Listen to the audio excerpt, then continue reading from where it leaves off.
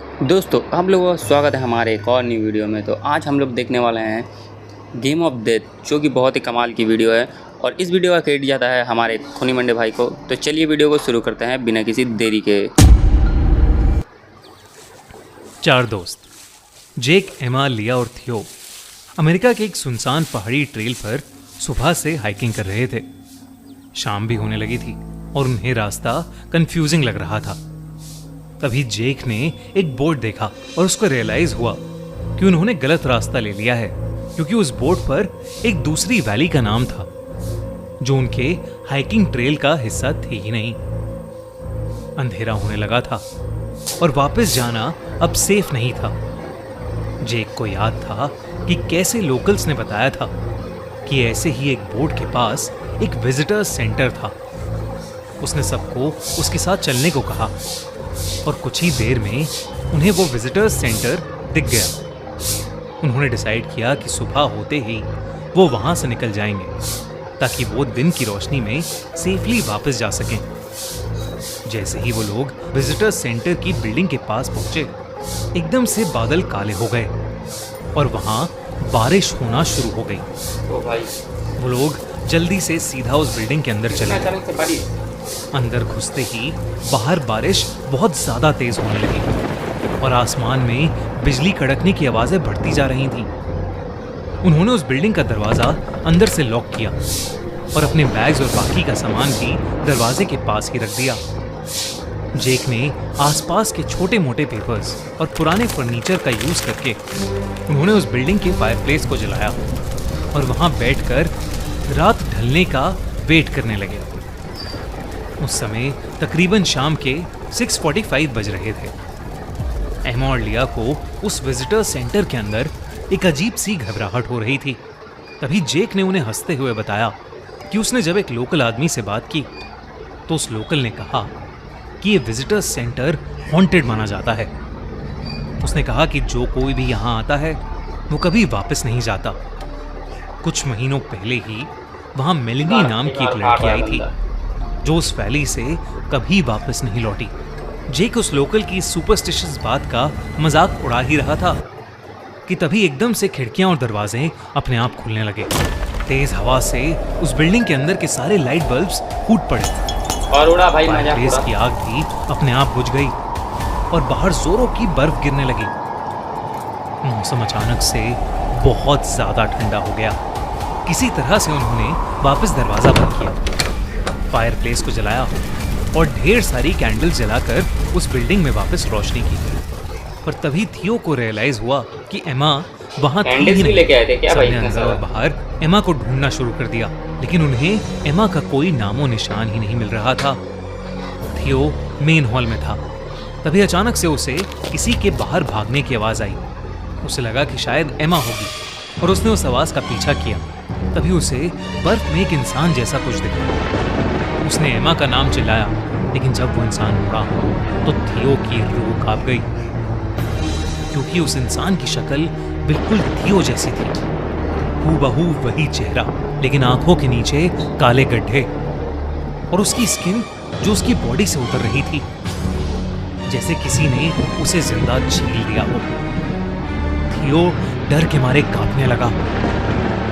जेक जो visitor centre के अंदर एक कॉरिडोर में एमा को ढूंढ रहा था, उसने फायरप्लेस की रोशनी में अपने हाथ देखे, जिसे देखकर वो जोर से चिल्लाने लगा, क्योंकि उस पर गहरे बाइट मार्क्स थे। ऐसा लग रहा था जैसे किसी जानवर ने उस पर अटैक किया हो।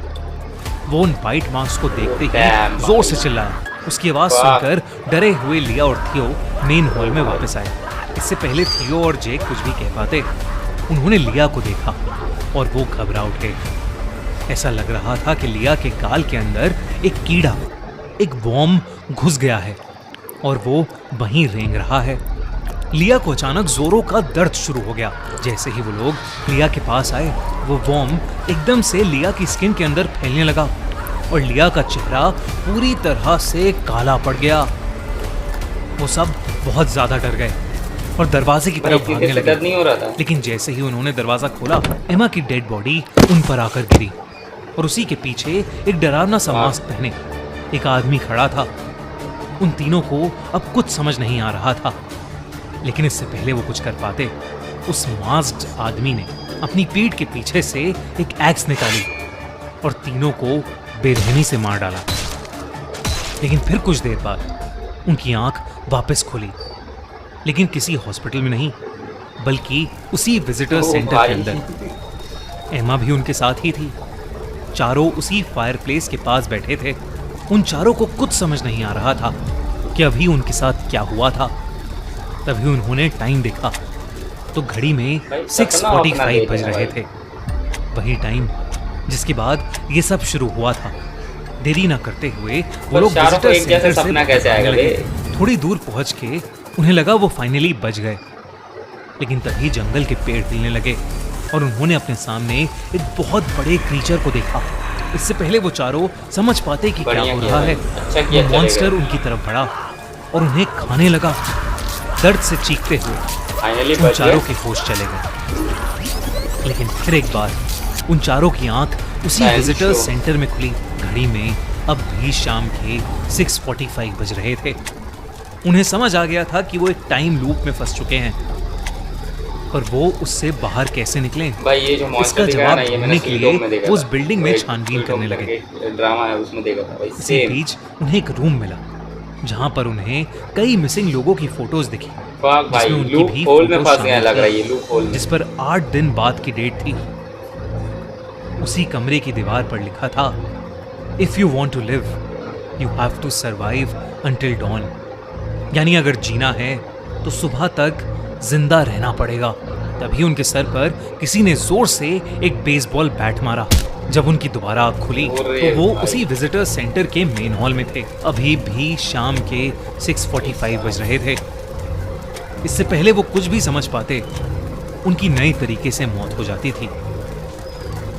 वो लोग बार बार उस वैली से निकलने की कोशिश करते रहे, लेकिन सुबह तक बच नहीं पा रहे थे।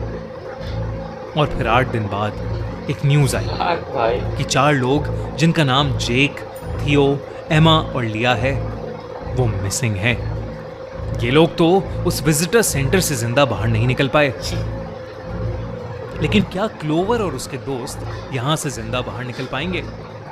क्लोवर अपनी मिसिंग बहन मेलेनी तो भाई ये एक मूवी है, उसी विजिटर सेंटर में आ गई है।